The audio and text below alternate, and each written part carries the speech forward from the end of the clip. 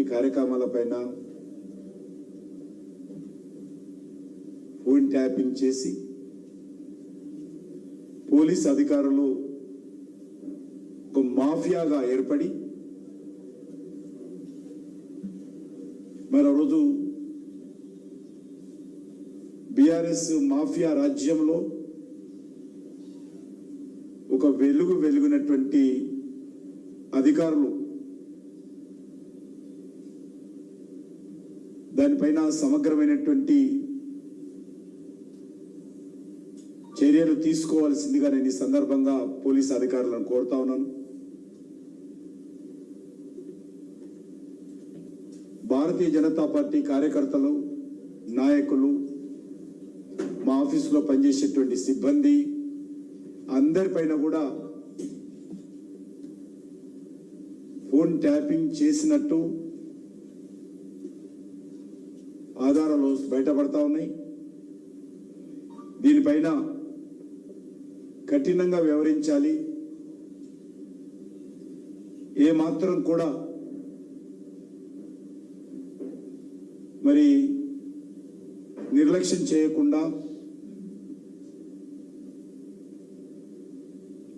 రాజ్యాంగం కల్పించినటువంటి పౌరుల ప్రాథమిక హక్కులు భంగం కలిగే విధంగా వ్యవహారం చేశారు. దేశ భద్రత కావచ్చు, ఉగ్రవాద యాంగిల్లో కావచ్చు,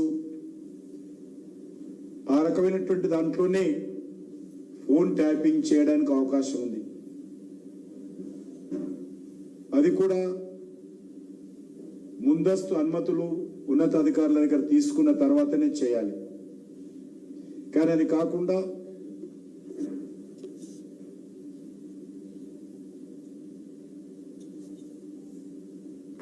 అవినీతితో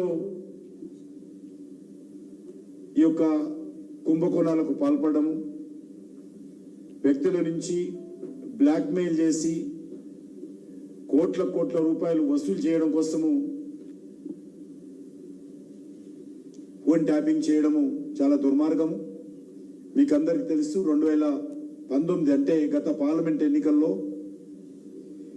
మేము బ్యాంకు నుంచి భారతీయ జనతా పార్టీ అఫీషియల్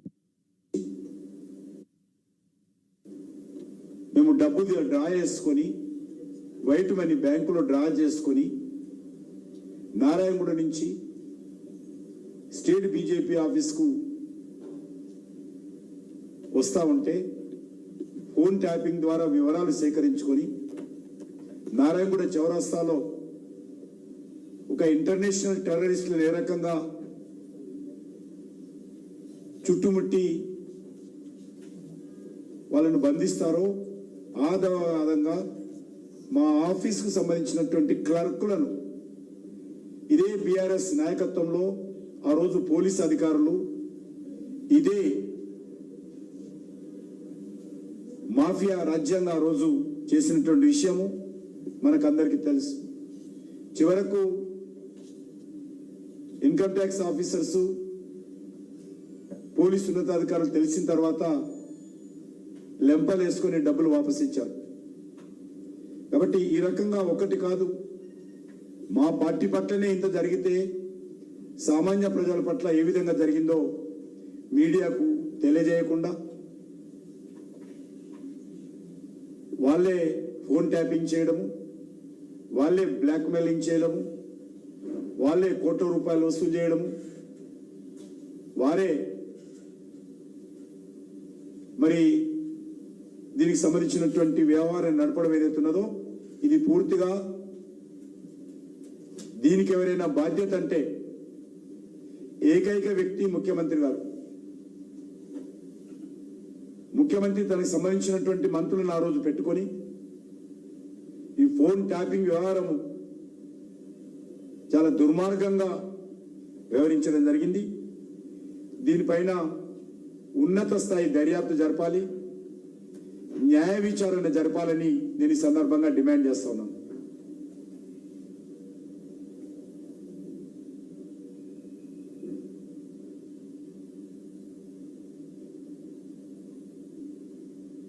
ఈరోజు బీఆర్ఎస్ పార్టీ వర్కింగ్ ప్రెసిడెంట్ ఇంకొన్నడో లేదో నాకు తెలియదేనా, బీఆర్ఎస్ పార్టీ వర్కింగ్ ప్రెసిడెంట్ మాట్లాడుతూ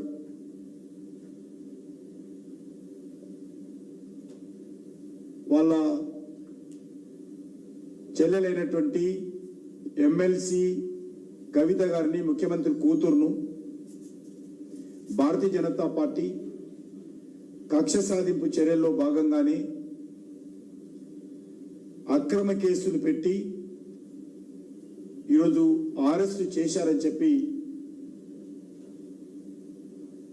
వారు మాట్లాడారు.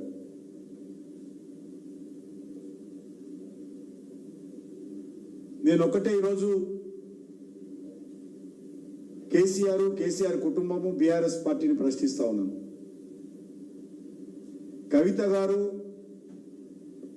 ఢిల్లీలో లిక్కర్ వ్యాపారంలో జోక్యం చేసుకున్నారా లేదా